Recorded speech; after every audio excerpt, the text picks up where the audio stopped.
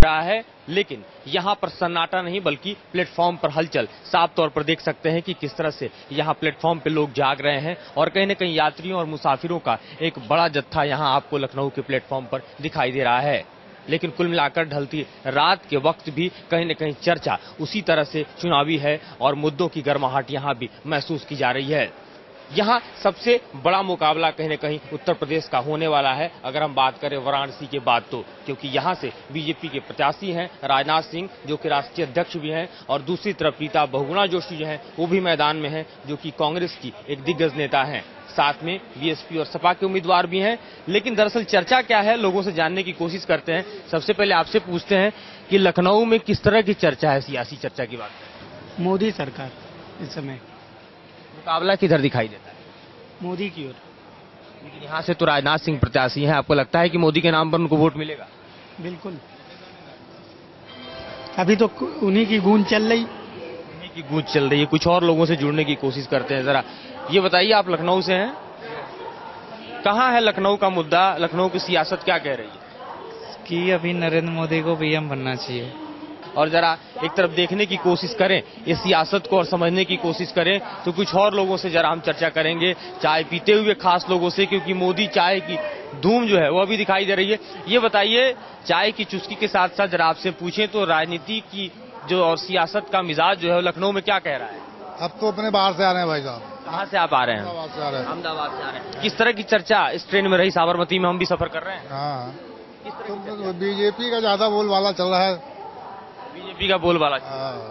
अदब के शहर लखनऊ में लखनऊ के लोग कहते हैं कि बोलबाला जो है वो कहीं न कहीं बीजेपी का है। जरा आपसे मुखातिब होते हैं, दिन भर आपसे लोग चर्चा करते होंगे यहाँ चाय की चुस्की के साथ साथ, लखनऊ में चर्चा किस तरह की गर्म है? ये नरेंद्र मोदी की ज्यादा करके। क्यों ऐसा लगता है कि मोदी के नाम पर ही चर्चा ज्यादा चल रही है? कह रहे कि उसकी सरकार उन्हीं की बनेगी, वही प्रधानमंत्री बनेंगे। मोदी की चर्चा ज्यादा है। कुछ युवाओं की आवाज भी सुनाई दे रही है, तो जरा इन लोगों के पास भी चले आते हैं और पूछते हैं कि आखिर क्या है। ये बताइए, युवाओं की आवाज कहाँ है लखनऊ में, किस तरफ है? सर एक ही है, BJP, BJP, Modi and Modi. Modi और मोदी है। मोदी में लखनऊ भी नजर आ रहा है? बिल्कुल सर। आपको नजर आ रहा है क्या? जी हाँ, बनारस से ही मोदी खड़े हो गए। आपकी बनारस से भी मोदी जीतने वाले हैं। मोदी की चर्चा हर तरफ है। और लखनऊ से? लखनऊ से भी वही हाल है, जो बनारस से वही लखनऊ से भी है। आपको लगता है इनकी बातों में दम है? दम है। कैसे लगता है? आप नहीं रहे कितना दम है? युवा वोटर आप हैं, दम तो युवाओं में होना चाहिए। हाँ, बहुत दम है। आप क्या कहते हैं? कह नहीं सकते, कोई भी जीत सकता है। कोई भी। आप क्या कहते हैं? हमारा तो विचार है कि गुजरात में तो मोदी का ज्यादा प्रचार प्रसार है और बनारस में भी बहुत ज्यादा।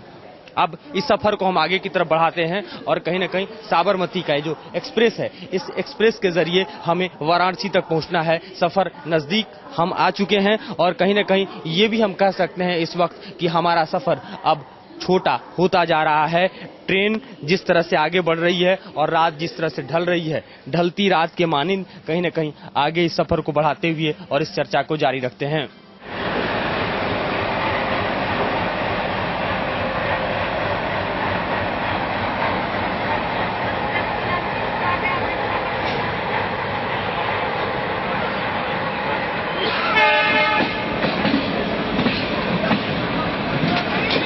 हमारा सफर अब पहुंच चुका है फैजाबाद में। बीजेपी के लिए बेहद अहम सीटें कह सकते हैं, वो इसलिए भी क्योंकि इसी लोकसभा क्षेत्र के अंतर्गत आता है अयोध्या, जो कि भारतीय जनता पार्टी की सबसे बड़ी प्रयोगशाला रहा है। एक ऐसी प्रयोगशाला जहां से भाजपा ने राम मंदिर का मुद्दा उठाया और सीधे जाकर इसी मुद्दे पर कहीं न कहीं पूरे ही देश को हिंदुत्व के नाम पर एकजुट कर, राम मंदिर के नाम पर एकजुट कर बीजेपी जो है वो एक राष्ट्रीय पार्टी बनी और सत्ता के केंद्र में जाकर स्थापित हुई। अब सबसे बड़ी बात कि आखिरकार फिर फैजाबाद लोकसभा क्षेत्र जो है वो कहीं न कहीं अब मोदी की प्रयोगशाला बन सकता है। यहाँ पर भले ही राम मंदिर का मुद्दा जो है वो इस वक्त की पार्टी बनी और सत्ता के केंद्र में जाकर स्थापित हुई। अब सबसे बड़ी बात कि आखिरकार फिर फैजाबाद लोकसभा क्षेत्र जो है वो कहीं न कहीं अब मोदी की प्रयोगशाला बन सकता है। यहाँ पर भले ही राम मंदिर का मुद्दा जो है वो इस वक्त गौण हो, लेकिन जिस तरह से मोदी और मोदी का मुद्दा, हर हर मोदी का मुद्दा चल रहा है, उस मुद्दे में क्या फिर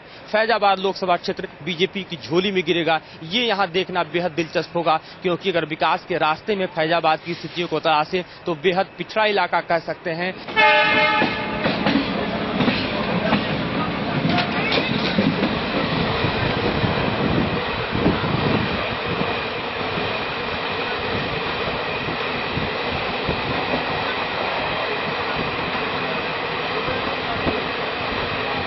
साबरमती एक्सप्रेस कुछ ही मिनटों में अब वाराणसी पहुंचने वाली है। हालांकि अधिकांश ट्रेन तो खाली हो चुकी है, लेकिन मुसाफिर अब भी हैं। वैसे जो कि लोकल पैसेंजर्स हैं, हम एक बोगी में हैं जहां पर लोकल पैसेंजर्स बैठे हुए हैं और इनसे बात करने की कोशिश करते हैं। ये बताइए, वाराणसी में मोदी के नाम की माला लोग जप रहे हैं, आपको लगता है कि मोदी के लिए वो ऐसा परफेक्ट जगह है जहां से वो दिल्ली का रास्ता तलाश रहे हैं और रास्ता तलाश पाएंगे? नहीं, वहाँ मोदी की जो है वो ज्यादा वो है और देखने में यही आ रहा है कि वही जीतेंगे। तो अल्पसंख्यक समुदाय का एक बड़ा वर्ग बनारस में रहता है, मुसलमानों का हम कहें तो, आपको लगता है कि उसका समर्थन मोदी को मिल पाएगा? मुश्किल है, मुश्किल है। क्यों ऐसा लगता है? क्योंकि मुसलमान जो है उनसे हट के रहना चाहता है, यही वजह है। हम भी यही सोच रहे हैं कि मोदी जी से सब यही उम्मीद लगाए बैठे हैं कि ये मोदी जी यहाँ का विकास करेंगे और यही उम्मीद पूरे देश का विकास करेंगे और यही उम्मीद सब लगाए बैठे हैं और पूरी अब की बार उनका बोलबाला है। ये बताइए, मोदी के बनारस से चुनाव लड़ने से उत्तर प्रदेश की बाकी सीटें और पूर्वांचल की बाकी सीटों पर कुछ असर पड़ता दिखाई दे रहा है? हाँ भैया, नरेंद्र मोदी प्रधानमंत्री होंगे। किस तरह से मोदी असर डाल रहे हैं? हाँ, पूरा डाल रहे हैं। अरे भाई, जिस तरीके उनका चर्चा है, जिस तरह का उनका गुजरात में जो वो है, इस पूरा वो है, प्रधानमंत्री हो जाएंगे अपनी बार। आपको क्या लगता है जी? विकास के दौर से गुजरात में आप देखिए कितना विकास हुआ है। यहाँ पे सिर्फ कांग्रेस ने लूट खसोट यही सब हो रहा है, वहाँ पे घोटाले सब 2G घोटाला यही सब तो हो रहा है। आपको भरोसा है कि बीजेपी आएगी तो कोई घोटाला नहीं होगा? 272 प्लस में ही रहेगी ये बीजेपी इस बार। कोई घोटाला नहीं करेगी? नहीं, घोटाला कोई नहीं होगा। तो बनारस की जनता इसी कम से कम भरोसे पे कायम है इस बार मोदी? जी एकदम, हर जगह, बनारस ही नहीं हर जगह से। तो बनारस जाने वाले लोग वाराणसी जिस शहर का नाम है, जिससे लगी हुई काशी जो है, वो कह सकते हैं कि एक सबसे बड़ी धर्म नगरी है। वहां ये ट्रेन पहुंचने वाली है और वहीं पर इन लोगों के जज्बात भी दरअसल पहुंचने वाले हैं, भावनाएं भी पहुंचने वाली है। लेकिन सवाल इसी बात को लेकर है कि जिस जज्बात को लेकर, जिस भावना को लेकर, जिस मुद्दे को लेकर और जिस भरोसे को लेकर मोदी कहीं न कहीं लोगों के बीच हैं और तमाम लोगों के बीच हैं, आखिर उस भरोसे पर कैसे कायम हो पाएंगे?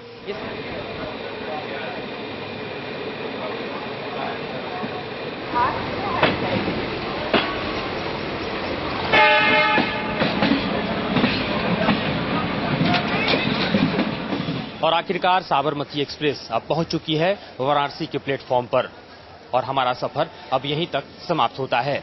लेकिन इस सफर की समाप्ति के पहले यहाँ भी लोगों से हम जरा बातचीत करके जानना चाहेंगे कि आखिरकार यहाँ वाराणसी के प्लेटफॉर्म पर किस तरह के मुद्दे हैं और आखिरकार राजनीति का कैसा मिजाज है। वाराणसी की राजनीतिक हलचलों को यहाँ के लोगों से जरा जान और समझ लेते हैं। आते हैं, जरा देखते हैं अखबार के पन्ने पलटते हुए। जनाब से ये बताइए कि मोदी मुद्दा बन गए हैं, केजरीवाल मुद्दा बन गए हैं, बनारस के लोगों के लिए मुद्दा क्या है? नहीं, देखिए, बनारस के लिए केजरीवाल का तो ऐसा, केजरीवाल जी का कुछ ऐसा नहीं चल रहा है, उनका तो फ्लॉपी है। मोदी जी जरूर हैं, क्योंकि ये लोगों को आस जरूर लग रही कि अगर सांसद होंगे वो, तो यहाँ का विकास निश्चित रूप से होगा।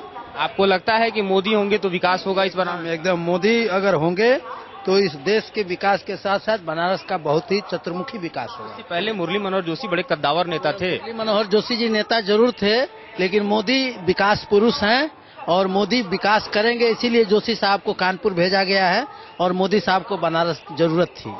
हम लोग तो बता नहीं सकते हैं, लेकिन उनका हमला बहुत तगड़ा उनका हो गया है। बहुत तगड़ा मुकाबला है। तगड़ा मुकाबला भाई साहब बता रहे हैं, आपको लगता है तगड़ा मुकाबला है यहाँ? हाँ, बिल्कुल त्रिकोणीय मुकाबला लग रहा है। किसके बीच? मोदी जी के बीच में और ये अपना आज आम आदमी पार्टी की जो केजरीवाल जी की। इसी का मुद्दा क्या है? मुकाबला मोदी है, नरेंद्र मोदी, बीजेपी। क्यों ऐसा लग रहा है आपको? क्योंकि यहाँ पर परिवर्तन की लहर है और विकास का कार्य हमारे मोदी जी ही कर सकते हैं, जो उन्होंने गुजरात में किया है।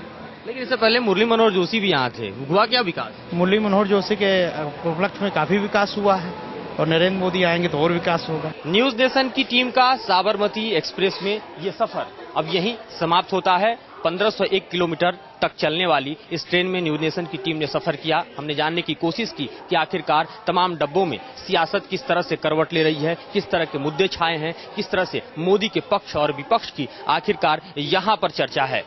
हमें अब दीजिए इजाजत और मैं अपने सहयोगी पवन तिवारी के साथ आपसे अब विदा लेना चाहूंगा।